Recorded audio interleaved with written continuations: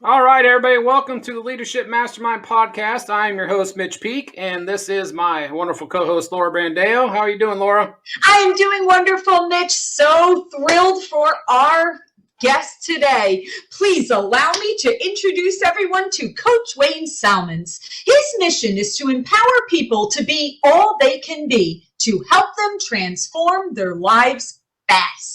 He has dedicated his life to developing solutions and strategies that make a significant impact on the quality of people's lives and businesses. In this past decade, Wayne has coached and trained over 5,000 entrepreneurs. He was one of the top coaches for the #1 coaching company in the world and was ranked one of the top 1% of realtors and voted one of the 30 under 30 top realtors in the nation. Wayne has been called the empowerment coach, the entrepreneur's mentalist, the heart coach, and an extreme results guy, and an epic life strategist. But at the end of the day, his favorite title is Dad. Well, Wayne, we are happy to have you here today. And on the Leadership Mastermind podcast, we want to provide our audience with insights and perspectives from our industry experts so they can learn, grow, and be inspired to be a leader to their clients and their teams. All right, Mitch, let's jump right in. Awesome. Welcome, Wayne. Thank you for having me. And I'll tell you, I don't know, the audience can't see this. There you go. You got it. Be I love that. your own hero. Yes. Amen. It hasn't left my wrist since you sent it to me. So, that's one of the great things I like, about Hero Nation is the be your own hero thing. That's just genius. Yeah. Yeah. Well, what's funny is, where that comes from is without going into the whole story, my bio sounds kind of awesome and fun, whatever, until you realize like it leaves out like the rock bottom moments along the way. You know what I mean? Of course. Like in 10 years ago, it was one of my rock bottom moments where, long story short, almost took my life. And, that was the moment I kind of decided like, nobody's coming to save me. I'm either going to, kind of be my own hero or I'm going to check out. And that's where that's kind of, but what come from and just realize helping people become their own heroes, realizing nobody's going to show up and save you. You got to do the work. So, well, the great thing is that, that came from that moment, but it's led to Hero Nation. It's led to, the coaches you have under you. It's led to the, thousands and thousands of people that you've impacted, from, just from that moment. So imagine if it went the other way, the impact it wouldn't have never had on all these people. Yep. Very, very easily. Yeah. Yep. So I love it, man. Well, I'm gonna tell you what, we're going to start it off with the big question. Tell us, what are your 3 key pillars to leadership? Man, and like, how am I supposed to do that? You know what I mean? Like, I don't know if anybody else just like knocks that out of the park. Like, where do you start with that? 3 things, you know what I mean? So, and yet here's what I kind of whittled it down to as I thought about this, because you really got me thinking about it. It would have been easier if you had said, give us the 48 qualities of a leader. I think that probably would have been easier conversation. I think it comes down to these 3 are the 3 things that really kind of stood out to me. I think the first one is they've got to be courageous. And when I think of courage, I don't necessarily mean like boisterous, beating their chest kind of courage. I think courage and a couple of things really come there. I think they're courageous. They'll ask themselves the tough questions.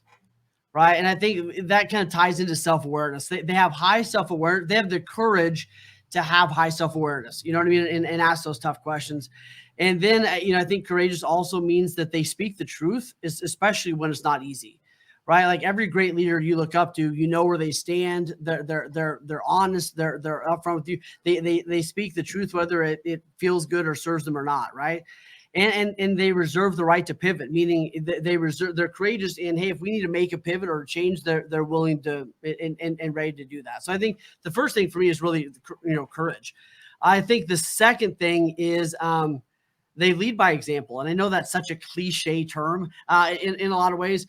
but I think leading by example is, they're resilient, they're urgent, they're calm, they take care of themselves. I think there's a lot of leaders that think leading by example means they work 80 hours a week. And there may be a season for that, but I think way too many leaders are not leading by example in other areas, in like self-care and in managing their schedule better and doing things like that. So I think when it comes to leading by example, it's not just one dimensional, it's multi-dimensional leading by example, if that makes sense. And then I think the third thing is they're selfish. And I know that sounds really weird because we read all the books like Leaders Eat Last and all that other kind of stuff. Yeah, here's what I mean by selfish. They don't try to please everybody. They're selfish in the fact that they protect their time because they know if they're trying to do everything for everyone, they're not going to be able to do the most important things for the people that they're serving. They're selfish in the sense of they think about the long-term impact instead of the immediate impact. So I think there's a lot of leaders that are trying to be selfless and they're really screwing up their organizations in some senses, right? Obviously a leader is selfish in the sense that, hey, if the trash needs to get taken out, they'll take it out. But a lot of leaders are trying to be everything to everyone or not taking care of themselves the way they should, or trying to appease people in the short term, knowing that the long term that's going to impact or affect their company. So I think those are the three that really stood out to me: courageous, lead by example, and they're selfish. Great. That's great. And that definitely is a unique perspective on some of those. So let's jump into the very first one with being courageous. Okay. And this is a tough one because doing the inner work and becoming self-aware and actually knowing yourself and having the courage to truly be yourself, that's tough for some people. So where's the first place to start when it comes to being courageous? Man, I think the first step is really getting clear on kind of where you want to go. I think that's a big part of it, right? Where do I want to go? And then kind of, I think another one thing that we do too late is figure out what our principles are. Like, what are our guiding principles along the way? And I think we kind of figure those out haphazardly, along the journey. And one of my favorite books is Ray Dalio's book, Principles, because he talks a lot about establishing your principles for how you make decisions and what you do and everything else. So I think that's part of it, figuring out where do you actually want to go and then kind of lining out some principles along with that. Does that land? Absolutely.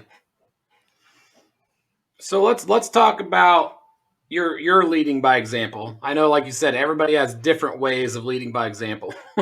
So when you're saying, 80 hours a week, you're saying, no sleep, you're saying eating, McDonald's for lunch, that's not a good way to lead by example.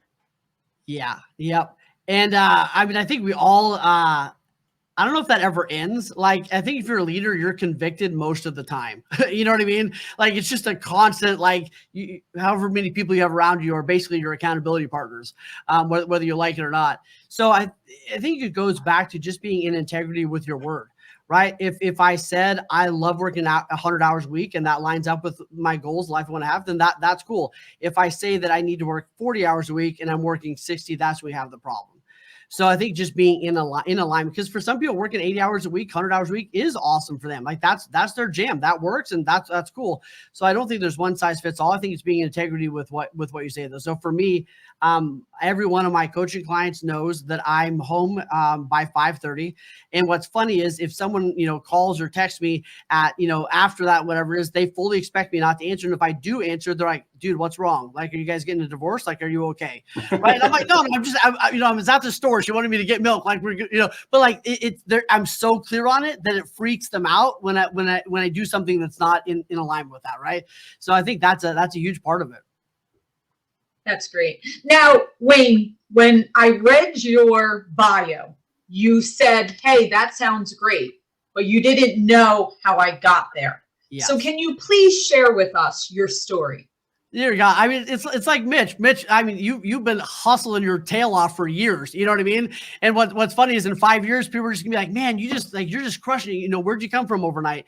I know so many people that are 10-year overnight successes. Right. And I think it's so funny. People go, hey, I want to have what you have. And it's like, awesome. Do you want to do what I did?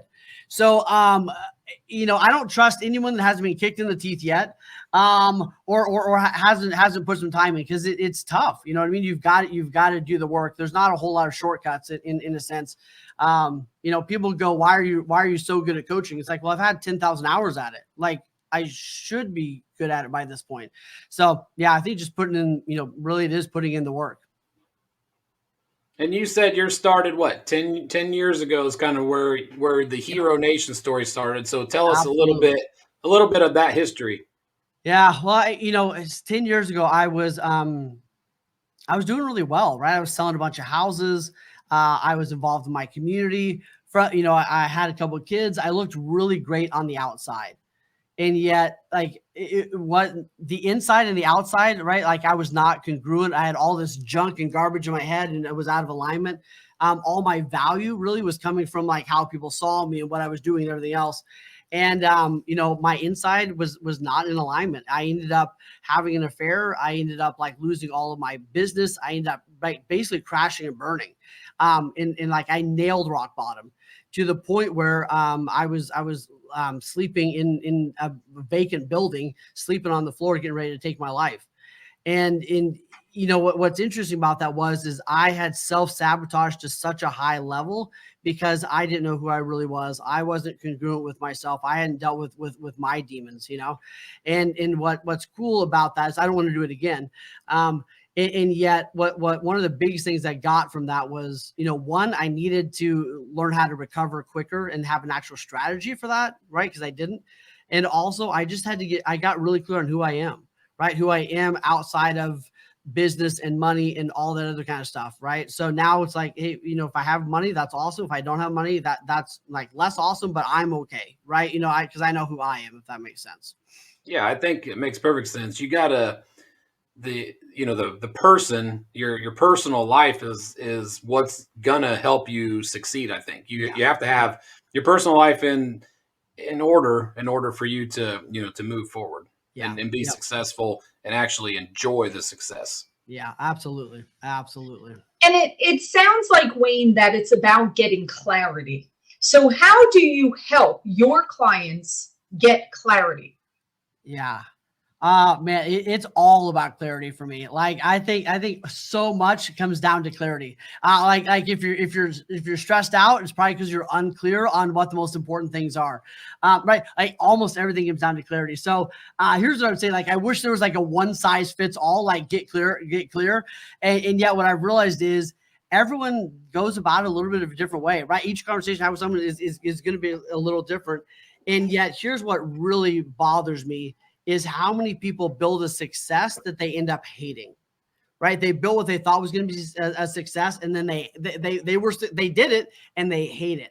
So I think the clarity is it's a lot of different questions. It's going, what's your genius zone? What lights you up? What do you not want to have happen in your life? What do you want to be remembered for? What is a great average week for you? What does that look like? And going into that, and then in the Hero Nation, we talk about kind of like this hinge method, and we say you're going to hit an obstacle. Then we got to figure out what the hinges are, right? What's the right things we need? Our hinges are great, but if you got them swinging in opposite directions, that door's not going anywhere. And then we got to figure out what's the right hinges. We need to eliminate and empower, right? Then we got to make it so it's consistent and then go from there. So we go through that process, I think, over and over. So I think it's a ton of great questions. And the other piece of it is realizing that you've got to have consistent self-awareness and ask yourself those questions over and over. But I think that's a part of it. It's hard. Let me say one more thing on it. It's hard to do on your own. It's much more effective if you do it with someone who's helping walk you through that process. At least I've found. Yeah, we had a guest on a couple weeks ago, and Frank Garza, and he talked about creating your board of directors. Like you have to have a board of directors around you that guide you and tell you you're going the wrong way. So it's not just you. You got to have those people around you to push you in the right direction. And I've seen what you do with the Hero Nation, and with some of your coaches, with Anthony Mosley and Kelly Kilmer, and I see how they get their leadership, from what you're, teaching them, and they lead the same way that you lead. Yeah. No, they're phenomenal. And I think, part of this is, we've built out like a momentum plan. And it's so interesting. Like you have a maintenance plan for your car, but we don't really have like a maintenance plan for ourselves. So I sat down with like Anthony and Kelly and the other coaches. And we kind of said, what do we need to do on like, what do we need to do on a yearly basis, quarterly basis, monthly basis, weekly basis to stay in momentum? So here's the things we're going to check in on a quarterly basis. Here's the questions. Here's the process we need to go through once a year to make sure we're in alignment. So I think having those things, like having your own maintenance plan, is really important for your personal life, for your finances, right, and for your business is critical if you want to have multidimensional success. Right. Well, Absolutely. speaking of multi-dimensional, so the Hero Nation, I like the fact that you are a successful realtor, but it's not what the Hero Nation is about. I know that there are loan officers, there are realtors, but you push to anyone that's in the entrepreneur or business owner space, correct? Absolutely. Yep. 100%. Yeah. And well, and we kind of look at it this way. There's a lot of, let me say it this. I don't think there's one size fits all when it comes to coaching or it comes to business growth. I think people work way too hard to not have clarity, like you're talking about, and not have like a tailored plan that works for them. So, a lot of times, people call me when they entrepreneurs and business owners call me when they need a clear plan and they realize like more hours is not the answer, right? Like they need a plan to like, how do I have predictable, business that gives me freedom to do these other things in my life, and working more hours is probably not, like, I can't work any more hours. I'm already working all the hours, right? Like that's obviously not going to get me a whole lot further. Right. Absolutely. Well, you actually also wrote a book, right, called The Art of Getting Back Up. Yeah. So I guess that happened when you hit rock bottom and you wanted to share that. So tell us a little bit about that and what the insights that you wanted to share.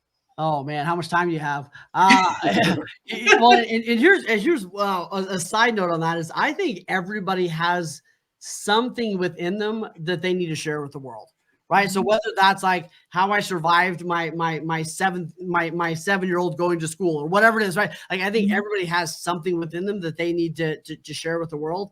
And the commitment I made to myself was, if I could get back up, and I really didn't know. I said, like, if I could get back and if I could recover, I was going to do my best to write down like some actual steps to getting back up. Like what's the actual process to getting back up that you can lean into? And I don't think there's necessarily one size fits all.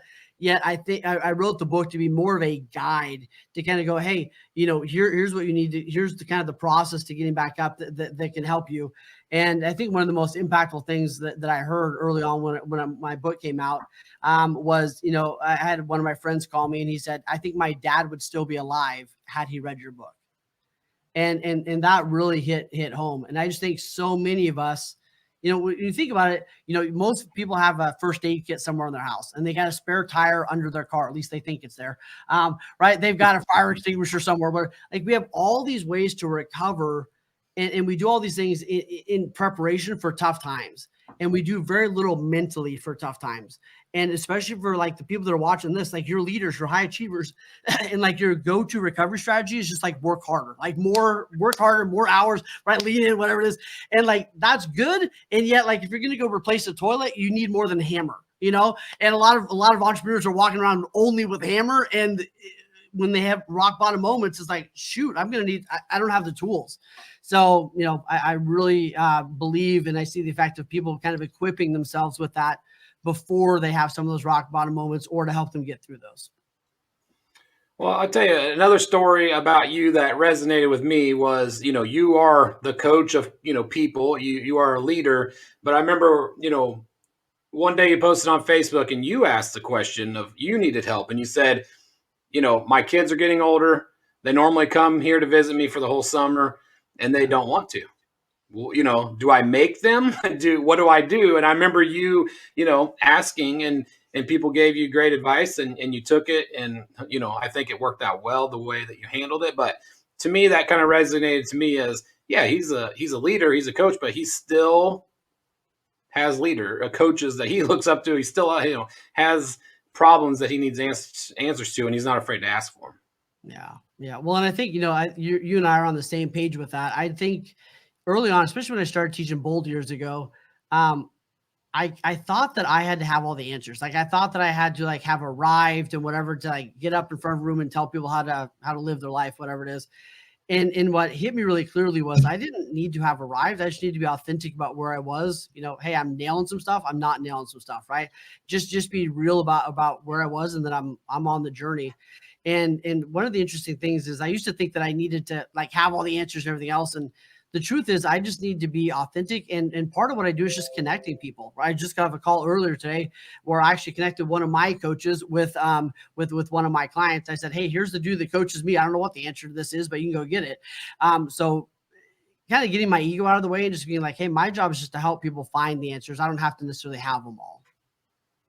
And I think that's a good point. Everybody's at a different place in life. Everybody's in a different place in their career. Yeah. Everybody's at a different place, with their knowledge. So it's okay to not to have all the answers. It's okay to ask somebody. You may be coaching somebody on something today that you may need to ask them, an answer to a question you have tomorrow. Yes. Yeah. Yep. 100%. Yeah, that really is very valuable. And to Mitch's point, everyone is at a different season. So it's very true. Like you're at the season of your kids being at that particular age, but somebody may have already passed that season and can look back and give that. So that's great. And you also mentioned ego. I think if there's one thing that gets people into trouble, and especially in the real estate and mortgage side, is ego. Is that really can certainly sway and change our perspectives. So how do you have people actually keep that in order in times? Oh man, what that feels like a book you should write. And I'll read it. So let me know when you come with all the answers, and I'll yeah, right. Copies. So two things. I think that people, and this is just my opinion on this, I think most people kind of like have humility within them, or they don't. And in my perception of this, I think God's the only one that can really make you humble if you don't really have that within you. And yet I do think that it's easy to start like buying into your own press. It's easy to start like I did, identify who I was with my success. So I think that what's critical is like you guys were saying earlier, having people around you that are willing to do one or three things. They're willing to give you a hand up, not a handout, but they're willing to give you a handout. They're willing to give you a hug, and they're willing to kick you in the teeth. And I think you need people around you that are willing to do all three of those things. And that's very true. You got to check in with. And it's interesting. It's been written about a lot of books, but the absence of conflict concerns me. So if I see an organization and there's never any conflict, that concerns me. Or even a relationship that there's no conflict, right? That which might sound a little counterintuitive, but I think that if there's not, you're 100% correct. That's when it just becomes complacent and it just is on autopilot, and that literally is the beginning of the end. You are correct. Yeah. There always has to be some type of struggle happening. Within our organizations, we have to teach them how to, and there's a great book, No Rules by Netflix. And one of the things they talk about in there is how they teach their people to engage in healthy conflict, how they teach their people to engage in healthy feedback. It's not just a go for all, like say whatever that pops in your mind, but they have really healthy, really upfront, good conflict. Yeah. We had a CEO of a mortgage broker on the podcast a while back, and his thing was, they have open forum, and if you have an issue, we want you to share it. There's no hurt feelings. It's open. They encourage that. They encourage the conflict so they can get it resolved and move past it rather than let it fumigate for weeks and months and then bring down the whole system. Amen. Yep. Very true. Very true. Yes. And you touched on a couple of really important points there, right? So going into our industry in real estate and mortgage, right? It's very easy for us to get caught up in this. Oh, well, look, I'm number one here, or I'm doing this, or I'm making this amount of money, and all this stuff, right? But we've seen time and time again, people come in with that fire in their belly and everything is great. And they're kind of going from 0 to 100. But then as time goes on, well, they're not lit up over that anymore. So I know you mentioned a little bit about finding that clarity and stuff, but really, I want to dive into how do we have people continue to realize what a glorious industry this is and coming to terms with our why, right? Whether it's our personal or professional why, to make sure that our industry is filled with people that still have that fire. Man, I think it is true. I think a couple of things come to mind. First off is I think progress equals happiness. So if you see someone and they're not having progress or they're not, in most of my clients, what I see is they struggle to recognize their progress because they're always focused on the next thing they got to do. That's like, yeah, I got that done, but we got these. So part of my job is to force them to look at like, hey, by the way, you got this done. That's really cool. Like, let's have a 2-second high five, right? And then we can work about it. So I think it's noticing their progress. I think the second thing would be having 3 levels of rewards. I think most people need to have 3 levels of rewards, right? Most of us just have big rewards, right? Did I hit my goal for the year or not, right? We're going on vacation or we're not going to vacation. So big rewards are okay, but you also need medium and small rewards, right? A small reward is like, hey, I had the closing, so I'm going to buy myself the fancy coffee or whatever it is, right? Hey, I nailed all my goals this week, so I get to go get the manicure, whatever, right? So I think you need to establish your big, your medium, and your small rewards and take freaking care of yourself, right? And do that for the team. But I think the even bigger thing is when people are doing this, it's so much of our state is so controlled by what we focus on, the words we use in our physical state. But I think 90% of that is our focus. And the example that I use a lot is I talk about imagine you were talking to a mechanic and he said, Laura, I love being a mechanic, but like I just hate that people keep bringing broke cars to my shop. Yes. Yeah. Right. Like I hate that. Right. Or like Mitch is talking to a doctor and he's like, dude, like I love being a doctor, but like sick people keep showing up. What the crap? Like, what is this? Right. You would look at them and be like, that's your thing, right? Like, have you ever seen the story? And I can't remember what book it is, but I use this all the time with my teams where the girl loves her job working in the store. And every day she comes in and she organizes the sweaters and the jeans and the display is beautiful. But then she says those stinking customers always come in and mess up what I did. So yes, love that example. So that's exactly, it's like, and I look at realtors and loan officers, everybody else, they go, y'all chose to work with humans and humans are crazy. Like I love humans. I am one. We're nuts, right? Like humans are crazy. You talk about them being stressed out during the home buyer process. So it's like, this is who you chose to work with. And by the way, the bigger the problems you solve, the more money, like the world rewards solving problems. And I think you'd actually be bored out of your mind if you didn't have problems. And if you didn't have problems, everybody would use Rocket Mortgage, right? We know that they shouldn't because their loan's going to explode, right? Hopefully this is sponsored by Rocket Mortgage, but you get where I'm going, right? Yes. Like you got to look at like, hey, these are the problems I chose. The better I get at solving these problems, the more money I'm going to make. That's right. And I think you look at it, in this year, we've had a lot of changes. And the people that are succeeding are the people that said, hey, my cheese moved. Where's the pain? Because that's probably where the opportunity is. Where are the buyers, the sellers? Where are the loan officers? Where are the agents? Where are they suffering? Where's their pain? That's probably where the cheese is, where the opportunity is. If I can help with that, it's going to be huge. So I think a big part of it is what we focus on and how we view those kinds of things. Yeah, and you did nail it when you said about progress. Yeah, I think in time we get caught up in this routine, right? We get caught up in doing this same thing over and over again. And the example about these sick people, when you're a doctor, that's good because it is very true. We get caught up in doing the same rat race over and over again. And we don't feel like we're making that progress, even though we could be making more money. It's not that we're not successful. It's not that we're not closing loans or listing houses or selling or any of that. It's just that progress. So yeah, it's a very good point. That's where we have to continue to make that.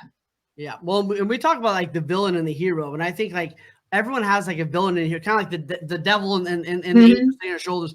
And the villain is the one that's trying to steal your dreams and keep you back. The hero is the one that's trying to fulfill who you're meant to be. But the villain, I think, does 3 things. The villain gets us stuck. Then we settle. Then we self-sabotage. So you see, so people get stuck. right? I don't know. I hired somebody that didn't work out, maybe, right, whatever it is. So they get stuck. Then they begin to settle. You know, it's not that bad being on my own. It's not that bad not figuring out my CRM. It's not that bad not knowing whatever it is, right? So they settle. Then they start self-sabotaging and they actually stay in that cycle.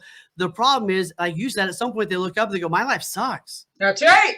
Right? And how did I get here? How did I get here? Yes. Yeah. Mm-hmm. And it's because you listen to the villain instead of listening to the hero that says you got to start with where you are with what you have. Nobody else is going to do this for you. And if it's going to be, you know, you got to, it's up to you. You got to start now. So I think that's a lot of the process. Yeah. And Wayne, let's look at right now. Okay. So here we are, the end of February, 2021. We're coming or off part B. No. Yeah. Going. Right. But here we are coming off of the lowest rates in history, week over week, lowest rates in 50 years, lowest rates since we've been watching. Everyone said it. Guys, don't rely on refis because we all know eventually the rates are going to go up, right? And now here we are. I'm watching all the boards today as the rates are going up and everybody's like, what do we do now? So what's your advice for all those people that are out there saying, so what do we do now? Oh, so I think the first thing is, let me take a different direction for a second. I think the first thing is this is not your last crisis. Right. So like, yay. What we know is in America, every 8 to 12 years, something really bad happens. Right. And I don't like, I'm not trying to like prophesy it. Yeah. I can read history. It's a cycle. Every 8 to 12 years in this country, some major crisis happens. So people say, well, I couldn't have prepared for this. Like, who knew a pandemic was coming? And it's like, maybe you weren't able to prepare exactly for this exact situation. But I'll tell you what, if your health had been in a better place, it probably would have been a different experience. If you'd had better, deeper relationships with your clients, it would have been a different experience. Had you had set some more money aside, it probably would have been a different, better experience. So I think the first thing is having people acknowledge, right, what do I need to do differently so that I'm prepared for next time, right? So I think it's like literally writing those things down, right? And I need to do this, so I'm better prepared for the next crisis. One of those things is, I mean, do you have a mentor? Do you have a coach? Do you have somebody that's pouring into you that says, I mean, I taught every one of my loan officers I talked to, 18 months ago was don't get sucked into refinances. Yes, let's do some of them. But if you stop taking care of your database, I'm going to throat punch you. Because that was the temptation, right? And then that was database, right? Like, what's up there, database? Like, where you been, right? You know what I mean? So, refis were cool. Don't take your foot off. Don't stop taking care of your database. So, I think that if I was someone right now that was struggling, I would do a couple things. I would run to my database at a high level. I would get wildly educated on there's a whole lot of new rules and a lot of new things that are coming down the pipe. I would run to my database and begin to have conversations with them. I would run to educate my agents that don't understand the impacts of everything that's happening. And I would lean really, really hard into, am I making it easy to work with me? Is it clear who I am? I would become omnipresent as best I could, but it would start with education and connection. Absolutely. Yeah, I think we've all been telling people for, over a year now that's coming. It's coming. You gotta prepare yourself. It's gonna come. What are you doing to better your future, now? Because this ain't gonna last forever. And we always talk about, it's 60 days, what you're doing today, identifies what's gonna happen to you, 2 months from now for your business. So, now people are struggling to figure out what they're gonna do and with rates moving up. So yeah. Let's talk about selfishness for a little bit. That was intriguing to me. So, I get the fact that you can't always be a people pleaser. You can't sugarcoat things. Sometimes, especially as a coach, you gotta, give people the stuff they don't want to hear sometimes. So tell us a little bit about that.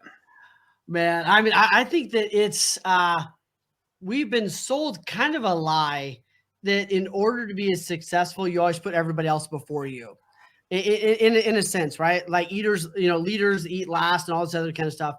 And I think that the reality is is if I'm not committed to my dream, I'm going to end up fulfilling somebody else's dream, and there's so many people that are trying to fulfill somebody else's version of success. So one of the things that we've talked about a lot in the last couple months is radical, unapologetic success. Radical meaning it's probably going to be different than other people are doing stuff, right? Maybe you're going to put your kids in an RV and you're homeschooling for the next year as you drive around the country. Like maybe that's it for you, right? Like it's going to be different. So what it's going to be radical. It's going to be different. Unapologetic meaning it doesn't have to make sense to everybody else, right? Unapologetic meaning like I've committed to this, which means I'm not going to be able to do this. The end, right? Like unapologetic mean like if I'm not committed or fighting for my goals, I'm not gonna be able to help do this other stuff. And then success, what's your version of success? So here's how I look at it. I look at it at people that are, they really are trying to be everything to everyone, right? They're like I was talking to one of my clients, he answers his phone all night long. And I'm like, dude, you're gonna lose your family and eventually lose the people in your business. You're preaching, take control of your life, and yet you're not acting it out. And he goes, I feel really bad not answering the phone all the time. It's like, you feel bad. And one of the things we're going to do about that is we're going to clean up the expectations and say, here's why I'm doing what I'm doing. Here's why this is a win for you and for the family. Here's the outcome of this. By the way, I'm going to keep reminding you of the standard and everything in place. But I see so many leaders, it's like, let me give you one other analogy. People say, well, a lot of leaders are the first people to take the trash out. Awesome. Unless that takes you away from doing what you really need to be doing for the organization. And by the way, you're stealing Joe's job because it's his job to take the trash out.